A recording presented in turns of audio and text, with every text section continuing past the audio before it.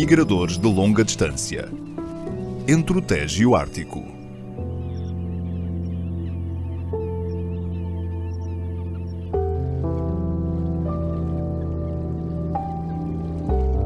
Após uma viagem de mais de 3.000 quilómetros, vindos do norte da Europa e do Círculo Polar Ártico, começam a chegar os primeiros maçaricos de bico direito, ou simplesmente maçaricos. Juntam-se aqui no estuário do Rio Tejo para passar o inverno. Vêm exaustos e magros. Gastaram as reservas de gordura com a exigente viagem. Muitas aves nem têm energia para se alimentarem. Por isso, a primeira coisa que fazem, mal pisam o sol do estuário, é descansar.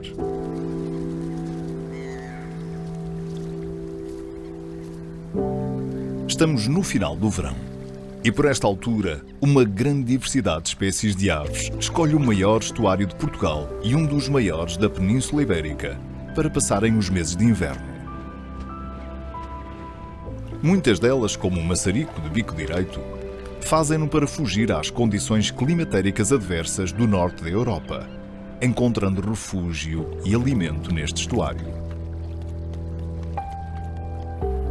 Os estuários são dos habitats mais produtivos. São áreas de desova e berçário para uma grande diversidade de espécies marinhas. Por isso, não é por acaso que todas as grandes metrópoles se estabeleceram e cresceram ao longo destes ecossistemas.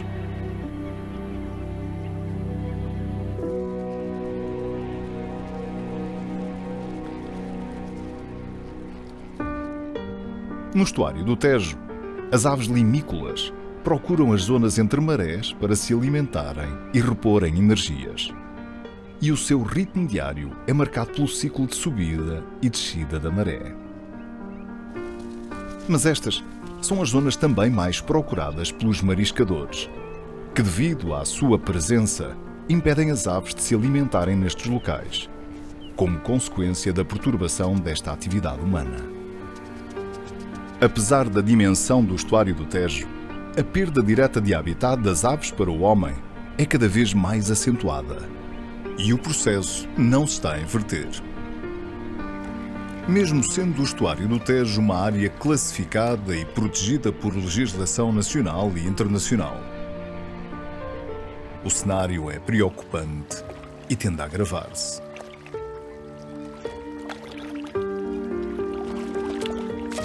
Para podermos estar aqui a assistir à inauguração do novo aeroporto no Montijo. A instalação de um novo aeroporto no Montijo terá consequências dramáticas para as aves e para todo o ecossistema estuarino. Essa é também a opinião de José Alves, investigador do Centro de Estudos do Ambiente e do Mar da Universidade de Aveiro, que há 15 anos acompanha a migração dos maçaricos de bico direito e monitoriza as aves aquáticas no estuário. A avifauna estuarina alimenta-se na zona intertidal durante a maré baixa e usa os chamados refúgios de maré alta, como sapais ou salinas, durante o período da maré cheia ou da praia-mar. Neste momento estamos num desses refúgios, o refúgio das Salinas do Samoco.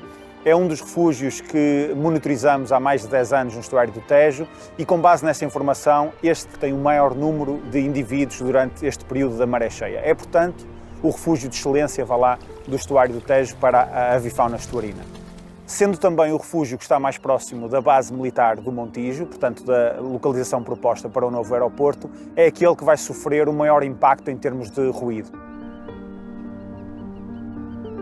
Nas salinas, a atividade humana e a presença das aves é compatível. A extração de sal é feita nos meses mais quentes, quando as aves limícolas migradoras, que se reproduzem a norte, estão longe. Nos meses de inverno, as salinas são novamente tomadas por estas mesmas aves, que funcionam como locais de abrigo e alimentação, quando as áreas entre marés estão submersas.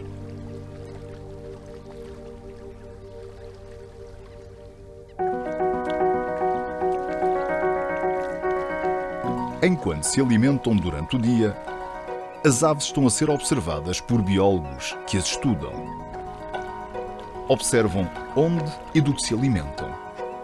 Por isso é importante avaliar a disponibilidade de alimento para as aves nesses locais. Aproveitando a baixa-mar, José Alves faz várias amostragens que visam a captura de organismos nos locais de alimentação das aves. Temos aqui as pegadas das aves, tanto de tringatótanos, que é o perna vermelha, como a arnária, a rola do mar. Este também algumas formas em estrela são o efeito da lamujinha com os seus sifões a alimentarem-se do sedimento. Portanto, esta zona é uma zona onde tem alguma densidade tanto de aves como de invertebrados. E vamos fazer a nossa amostragem ali mais à frente. As amostras de lodo, vasa, lama ou sedimento são recolhidas. E os organismos que contêm são identificados e o seu número e tamanho registados. Este é um dos poliquetas mais abundantes no estuário do Tejo, o Ediste diversicolor. É uma das presas das várias aves limícolas, especialmente da ave com que estudamos em maior detalhe, a Limosa limosa, em que as fêmeas, que são um pouco maiores, devido ao dimorfismo sexual, têm os bicos também maiores e, portanto, podem penetrar mais fundo no sedimento e alimentando-se preferencialmente deste tipo de macroinvertebrado bentónico, a chamada minhoca de pesca também, comumente. Esta informação é vital para perceber como os recursos alimentares do maçarico de bico direito e de outras aves limícolas se distribuem no estuário e ao longo da época de inverno.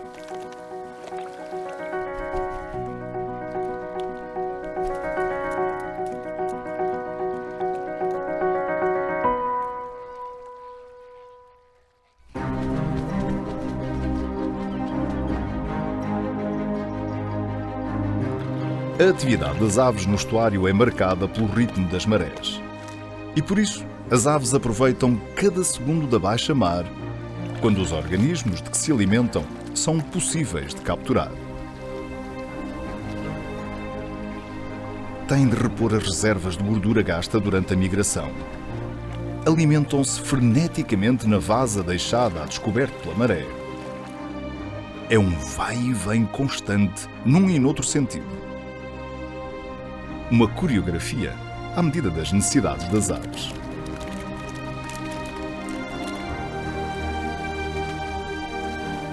Saber como os indivíduos de maçaricos usam o estuário é fundamental para identificar as áreas mais importantes para as aves. Será que machos e fêmeas usam as mesmas áreas do estuário? E as aves jovens, que pela primeira vez estão no estuário do Tejo? Será que usam os mesmos locais dos adultos? Será que existe algum tipo de hierarquia no acesso aos locais de alimentação? E havendo, o que a determina? Mas como identificar individualmente aves que são morfologicamente semelhantes, mesmo com a ajuda de potentes telescópios, são difíceis de distinguir.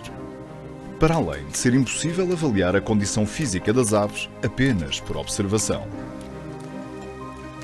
Mas os investigadores têm um plano: capturar as aves e colocar-lhes anilhas de cor que permitam a sua identificação individual.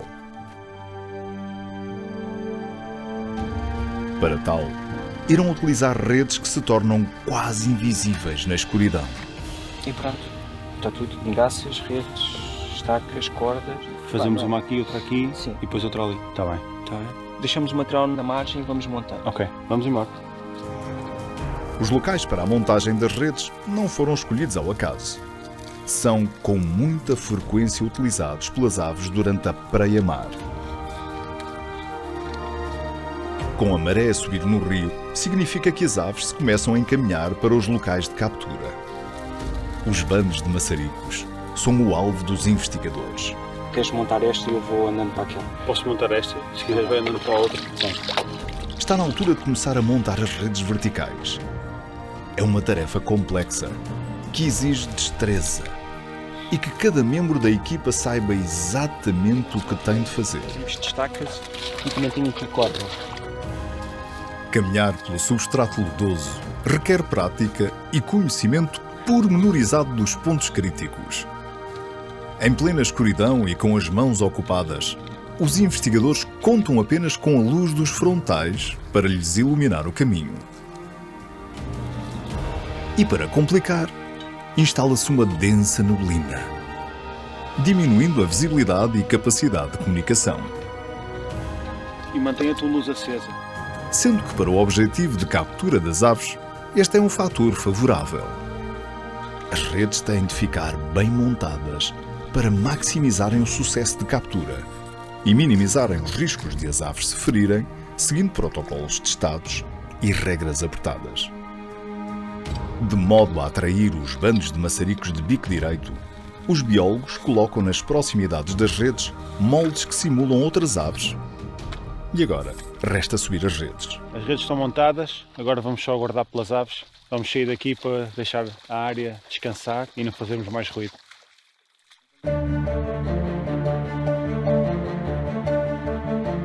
As redes são verificadas a cada hora. Vamos lá. Vamos já que temos sugestões, tá? Ok? Um intervalo de tempo que evita, por um lado, a muito frequente perturbação do local e, por outro, que as aves capturadas fiquem muito tempo presas e expostas a predadores. Vamos uma ave na rede. Ok? Trair essa primeira ave. Enquanto isso, outros membros da equipa preparam toda a logística para receber as aves capturadas. Hoje a equipa utiliza as instalações do EVOA, um espaço de visitação e observação de aves no estuário Tejo. Com aves nas redes, os biólogos têm de agir com destreza e cuidado. É uma operação estressante para as aves e para os investigadores. As aves capturadas são colocadas em sacos de pano, que lhes diminuirá o stress, ficando mais tranquilas e facilitando o transporte. Cuidado com estes bichos, está bem? Eles são muito sensíveis, tá? Ponham com calma, sem fazer muita pressão neles, sem eles andarem a bater, está bem? Uma grande diversidade de espécies caiu nas redes, mas os maçaricos de bico direito são a ave mais capturada. Uma boa notícia para os biólogos, que tinham esta ave como espécie-alvo desta sessão.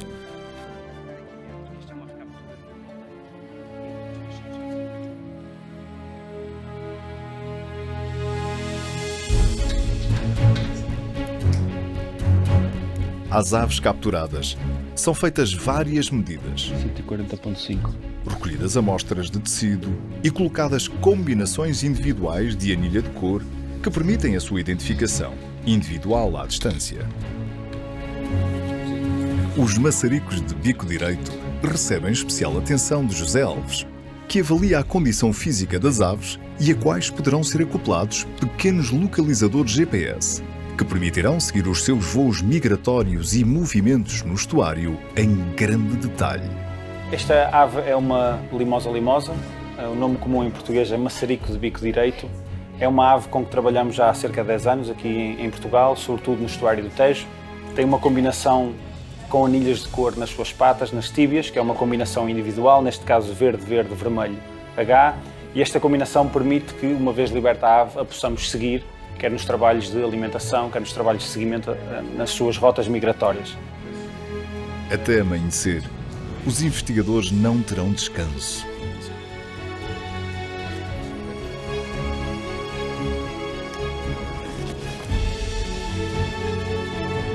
Com o nascer do dia, as aves são libertadas. A equipa pode agora descansar. Até à próxima sessão de captura. Apesar do elevado número de aves capturadas, a equipa pretende capturar mais maçaricos de bico direito. Quanto mais aves amostradas, melhor será o detalhe da informação obtida sobre as suas movimentações.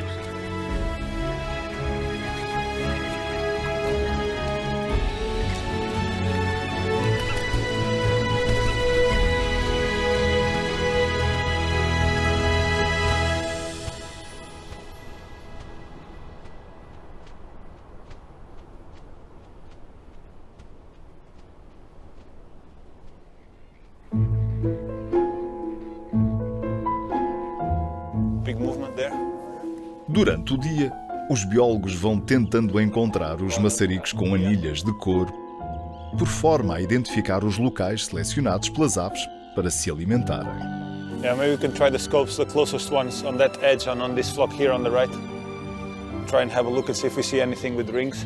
Okay. Encontrando uma ave marcada, conseguirão saber, através do código de cores das anilhas, o seu sexo, a condição física e se se trata de uma ave adulta ou de um indivíduo subadulto que se encontra pela primeira vez no estuário. Orange eggs. Orange eggs. Orange eggs, it's a bird from Iceland. Cool. It's a bird made by Thomas on his PhD, eh? Very nice. As zonas entre marés são procuradas por uma enorme diversidade de espécies. As aves quase que se atropelam no frenesim da alimentação.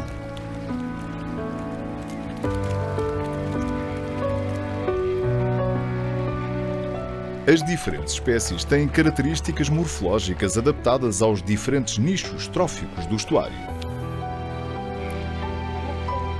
explorando assim diferentes recursos alimentares, diminuindo a competição por alimento. Desde os bicos longos dos maçaricos, aos bicos filtradores dos flamingos, até aos bicos em forma de colher, de como o nome indica, dos colhereiros. Até entre os maçaricos, o bico maior nas fêmeas permite-lhes capturar vermes pouco acessíveis aos machos, cujo bico é mais curto e que por isso se alimentam principalmente de bivalves. Este dimorfismo sexual no tamanho dos bicos diminui a competição entre fêmeas e machos por alimento. Muitas vezes, machos e fêmeas de maçarico de bico direito selecionam áreas distintas para se alimentarem, como resultado da variação na abundância e na distribuição dos invertebrados de que se alimentam. Por forma a poupar energia, as aves têm preferência por zonas de alimentação que fiquem próximas das áreas de descanso durante a praia-mar. Given that they're so far out, maybe we try somewhere else. Yeah. And we return maybe later, see if the tide has pushed them closer. Sounds good? Sounds good. Okay, Sounds cool. perfect. Let's go. Durante o tempo que passaram no estuário, as aves tentaram acumular o máximo de gordura possível, que irá agora ser crucial para a longa viagem até às áreas de reprodução no Ártico. Em algumas aves, a plumagem de inverno começa já a ser substituída pela plumagem estival ou de reprodução. Certos locais do estuário transformam-se nesta altura em pontos de abastecimento para as aves. E estas consomem cada vez mais alimento. Estão a adquirir gordura. E os arrozais do estuário do Tejo são agora bastante procurados. Ao revolverem a terra, os tratores deixam a descoberto grãos de arroz da colheita passada, que ficam disponíveis para os maçaricos. Também lagostinhos e outros invertebrados trazidos à superfície são disputados intensamente pelas aves. Apesar do arroz não ser um alimento muito nutritivo para os maçaricos, quando comparado com proteína animal, a sua enorme disponibilidade, como consequência do aumento das áreas de arrozal no estuário, permite um balanço energético muito positivo para as aves, que assim não têm de se esforçar muito para obter alimento.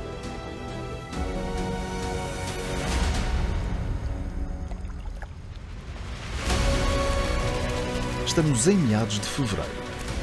E nos arrozais, os bandos de maçaricos de bico direito são compostos por milhares de indivíduos, que aqui se reúnem, originários de outros locais, em África, Espanha e do próprio Tejo. Os grupos são cada vez maiores. São dezenas de milhares de aves. No ar, o bailado dos bandos dá movimento ao céu do estuário. A migração pré-nupcial está prestes a começar. Os primeiros grupos de aves começam a partir e a sua longa viagem irá ser acompanhada em direto.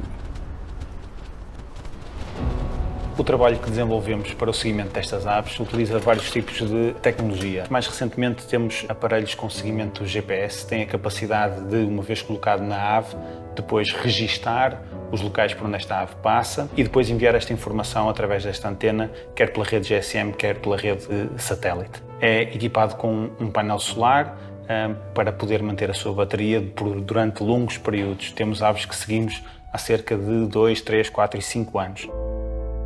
Este é o mapa que mostra o seguimento da espécie maçarico de bico direito, aqui centrada na Península Ibérica.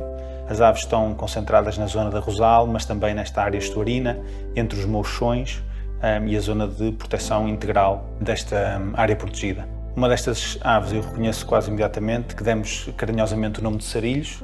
É uma ave que seguimos já há um ano, foi liberta o ano passado, salvo erro, em fevereiro, e reproduziu-se na Islândia, portanto fez a sua migração com os seus companheiros até à Islândia, reproduziu-se na zona norte. É uma ave que curiosamente nos deu o primeiro registro de um voo sem paragens entre a Islândia e Portugal. Voou, portanto, cerca de 3.000 km, sem nenhuma paragem, desde o Ártico e, neste caso, do Subártico, até ao nosso estuário do Tejo, aqui em Portugal. Pelo caminho, as aves irão enfrentar imensos desafios.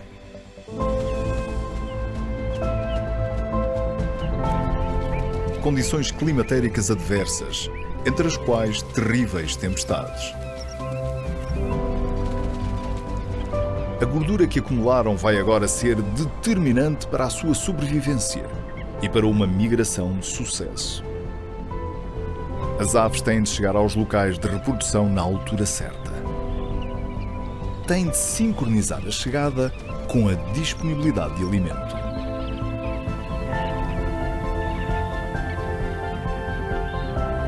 Se chegarem cedo demais, poderá estar tudo gelado e não se conseguem alimentar.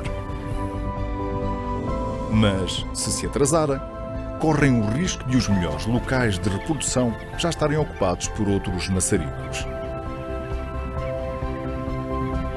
E este é um cenário cada vez mais incerto, devido aos efeitos das alterações climáticas.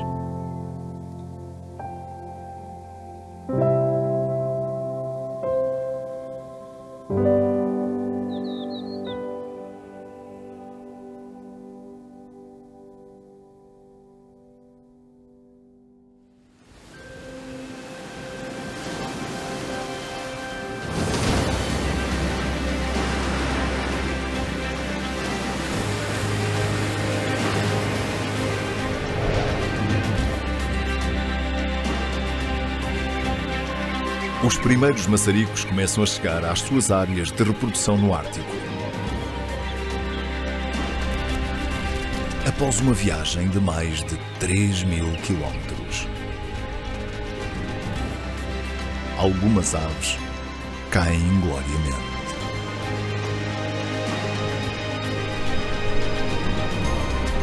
Para as sobreviventes da longa viagem, as reservas de gordura que acumularam foram completamente gastas. Têm agora de repor a energia e para isso têm de se alimentar e hidratar.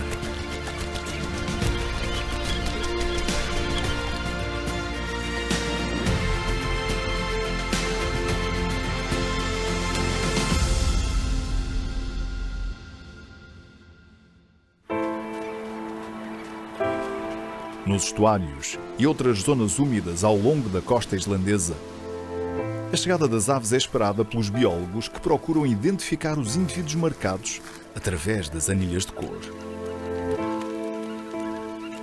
É uma informação vital para a sua investigação.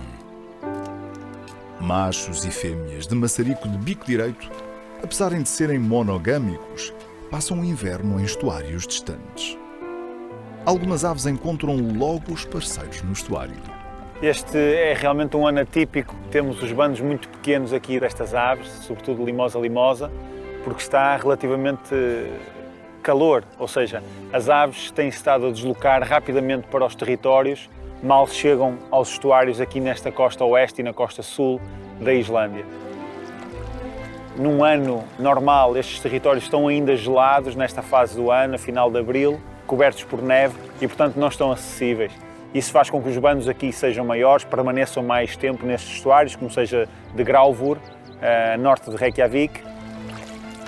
Este ano as aves têm passado muito rápido, chegam a estes estuários, alimentam-se, repõem as suas energias, hidratam-se e rapidamente se podem deslocar para estes territórios, uma vez que eles estão disponíveis logo quando chegam à Islândia. Os machos que não encontram as fêmeas vão para os territórios do casal à espera das parceiras. Os casais reprodutores reclamam para si os melhores locais para construírem um ninho. As depressões na paisagem acumulam a água do degelo, dando origem a grandes charcas. Daqui por algumas semanas, a erva vai crescer, tornando estes locais perfeitos para esconder o ninho. Por isso, estes são os locais mais procurados pelos casais de maçaricos.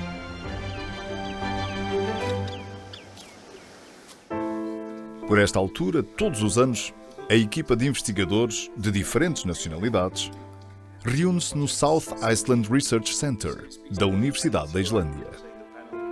The University of Iceland has several research centers around the country, and at our research center we study migratory birds. In Iceland, most species of birds are migratory. We are an island in the middle of the North Atlantic, so it is quite an effort for birds to get up here.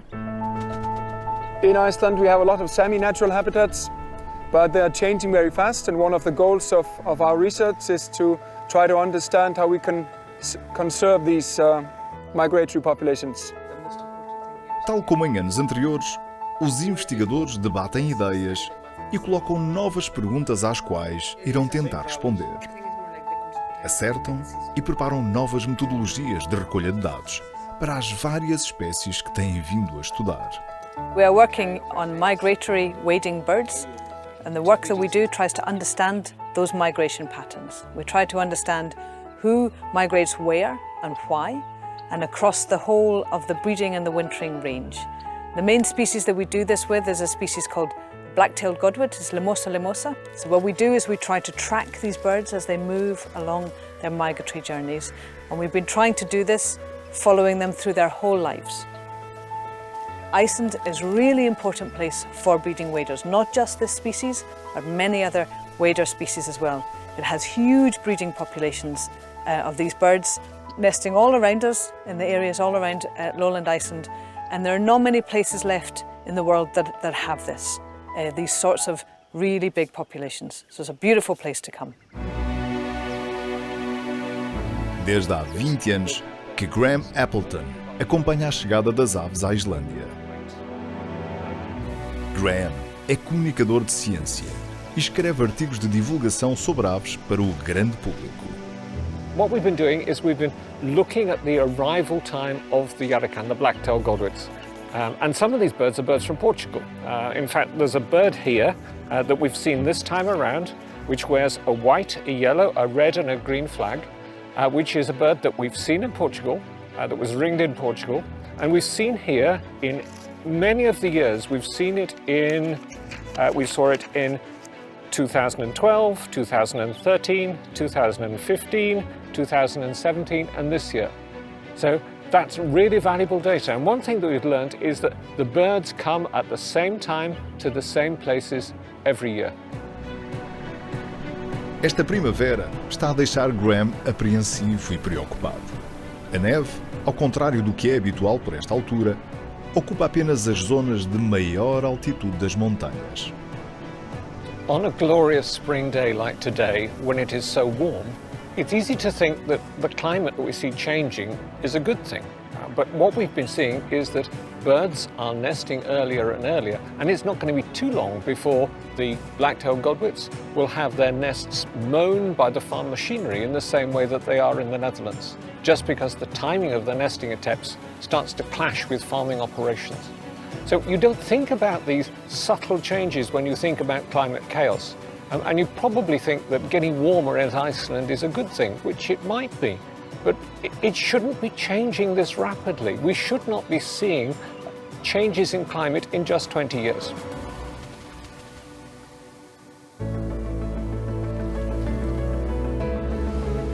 Por toda a Islândia, uma grande diversidade de espécies de aves aproveita o curto verão para estabelecer território e encontrar o parceiro com quem irá criar as gerações futuras.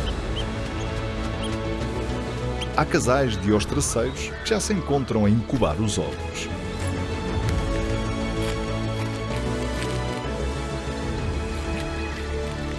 Tal como as movelhas, que têm de estar permanentemente a renovar o ninho com vegetação verde.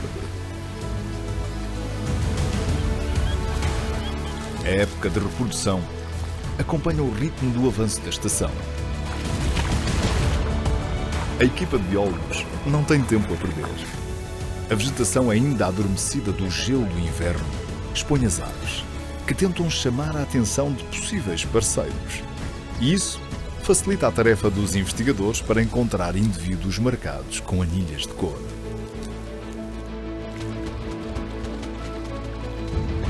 Os maçaricos estão em pleno período de acasalamento. Apesar dos casais passarem o inverno separados por várias centenas de quilómetros em estuários diferentes, a maioria dos maçaricos acasala para a vida. E é esse vínculo que os faz regressar ano após ano, na esperança de voltarem a estar juntos. Este macho reencontra a fêmea, depois de quase 7 meses de relação à distância. O macho não perde tempo e persegue a fêmea emitindo um som característico, até que esta lhe dá o sinal de que está receptiva para a cópula. Depois de um delicado bailado, o macho dá um salto e, após alguns segundos no ar, aterra suavemente no dorso da fêmea. A cópula dura alguns segundos.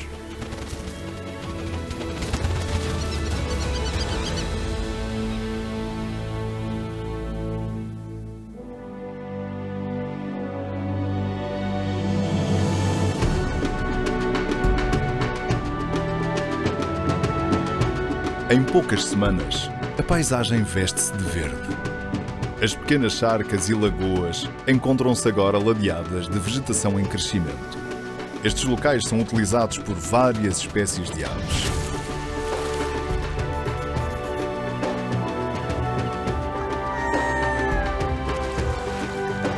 Os casais de maçaricos, depois de construírem o ninho, não têm tempo a perder.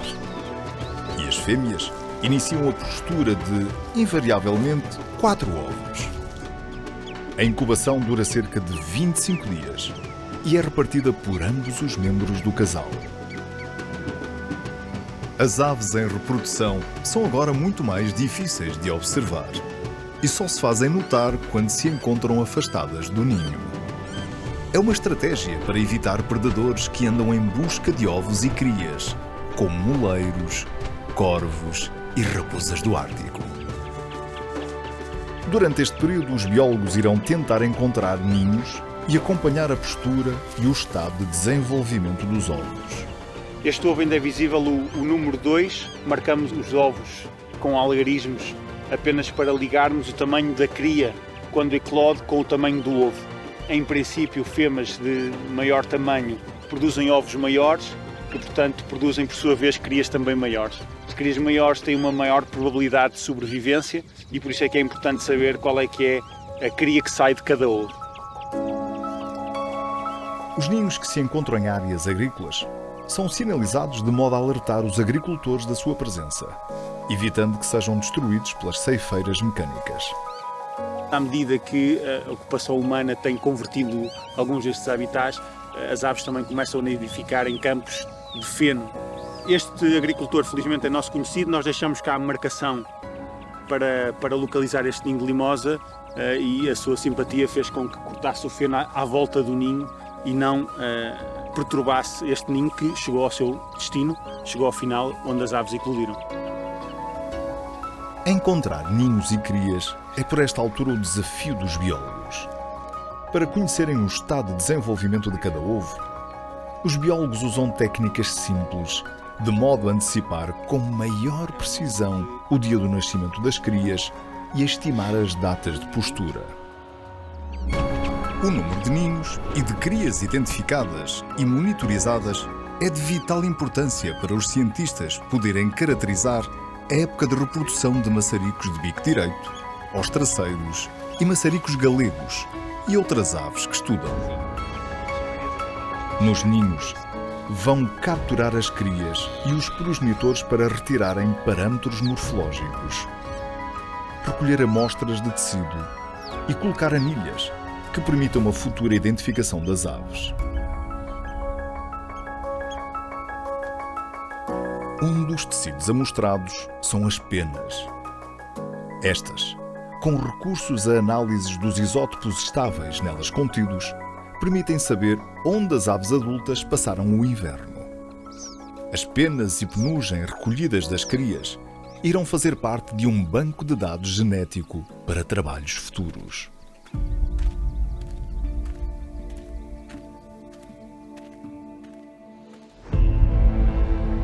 Esta é uma época de grande azáfama para as aves que têm de encontrar alimento e proteger as crias. Tarefas partilhadas pelos progenitores na maioria das espécies. Os vales dos sopés montanhosos do sul da Islândia recebem as crias de uma grande diversidade de espécies de aves. A fidelidade das aves aos ninhos permite aos investigadores localizarem as aves com mais facilidade e assim realizarem capturas dirigidas a indivíduos específicos. E para José Alves, o maçarico de bico direito é a espécie prioritária. Este é um dos machos que agora integra o nosso programa de seguimento com aninhas de cor. Está obviamente em reprodução. Tiramos uma amostra de sangue para fazer a confirmação da sexagem desta ave. Também amostras de penas para ter confirmação do local de invernada. Esperamos nós ir para Portugal, mas pode também ir para o Reino Unido ou para a França, passar o inverno. Nesta ave está, portanto, no ninho e vamos libertá-la para seguir a sua viagem e esperamos nós encontrá-la em Portugal num futuro próximo.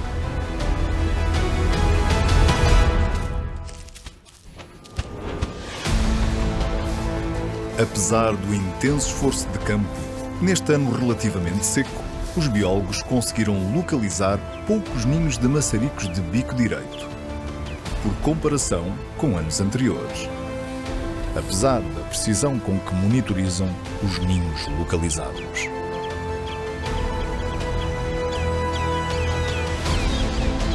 Por isso, José Alves decidiu ir visitar uma área onde habitualmente se registra a maior densidade de ninhos de maçarico, esperando encontrar ninhos e crias acabados de sair dos ovos. Mas não é uma tarefa fácil. Por esta altura, as aves são discretas na aproximação aos ninhos e tentam passar despercebidas por entre a vegetação. Em zigue-zague pela paisagem, José Alves tenta localizar alguma ave adulta que levante do ninho em fuga. Por vezes para observar à distância com os binóculos. De repente, algo de errado chama a atenção do biólogo.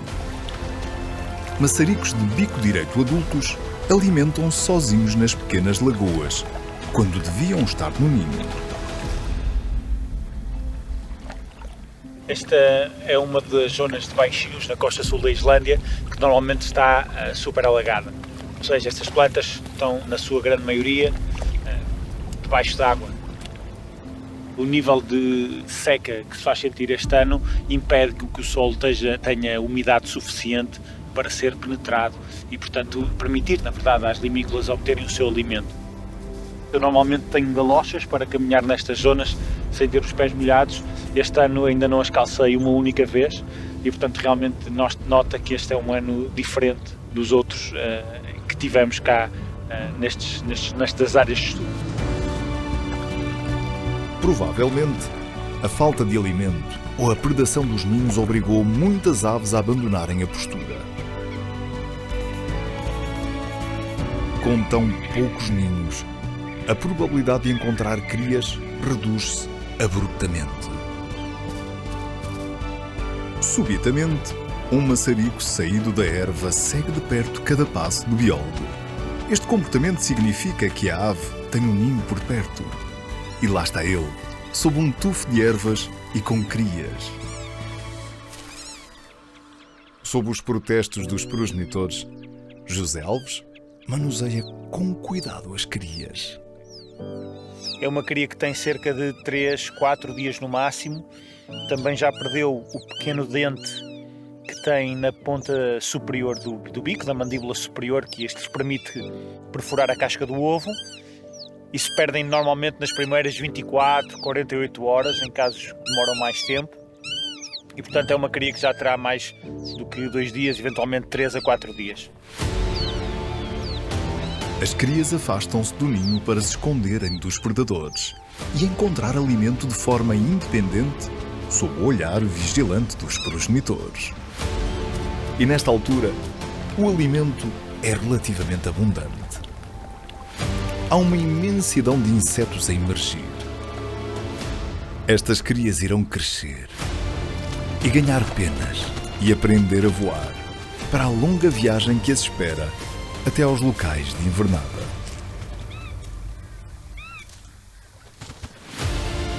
É quase impossível aos biólogos acompanharem as jovens aves.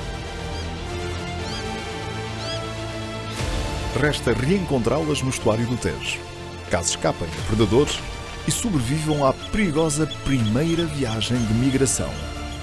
Muitos deles até ao estuário do Tejo.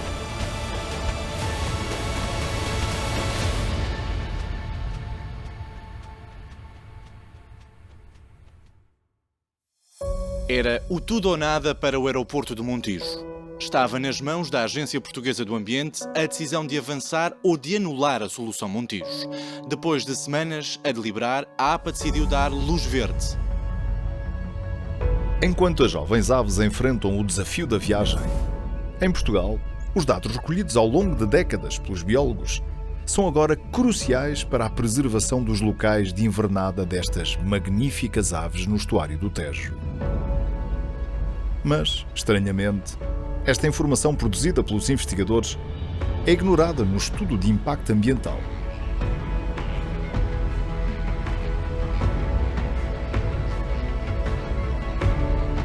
Há 3 falhas principais no estudo de impacto ambiental sobre o novo aeroporto do Montijo. A primeira delas é que a situação de referência é feita em apenas 5 contagens das aves estuarinas ao longo do ciclo anual. 2 delas são feitas na época de inverno, uma em cada uma das migrações e uma depois no verão. Não há variação suficiente nestes dados para considerar quantas aves é que realmente utilizam estes habitats. Todas estas contagens foram feitas num espaço de 15 dias. Uma segunda falha é no cálculo do impacto do ruído sobre a avifauna estuarina.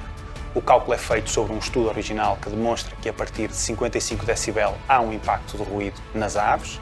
O estudo de impacto ambiental considera que apenas a partir dos 65 decibel esse impacto existe. Estas áreas são completamente diferentes, a área a tracejado é muito mais pequena do que a outra área e, portanto, nesse cálculo, cerca de 20% da ZPE, da Zona de Proteção Especial, é afetada, mas, considerando os 55 decibel, cerca de 50%, na verdade 49% do estuário, dentro e fora da ZPE, é afetado. Portanto, é uma área muito maior. E, finalmente, este estudo também não utiliza uma série de dados que temos nós já recolhidos, em que demonstram a utilização individual desses espaços. São zonas a sombreado, nesta imagem, em que vemos as aves utilizar diferentes zonas do estuário de forma individual. É algo que não é considerado de forma alguma. A decisão, ainda assim, é condicionada. A ANA terá de dar cumprimento a 160 medidas de mitigação, no valor de 48 milhões de euros. As medidas de compensação propostas no estudo de impacto ambiental e que são anexas à Declaração de Impacto Ambiental, apenas 2 de 157 dizem diretamente respeito às aves. E estas 2 são também elas limitadas.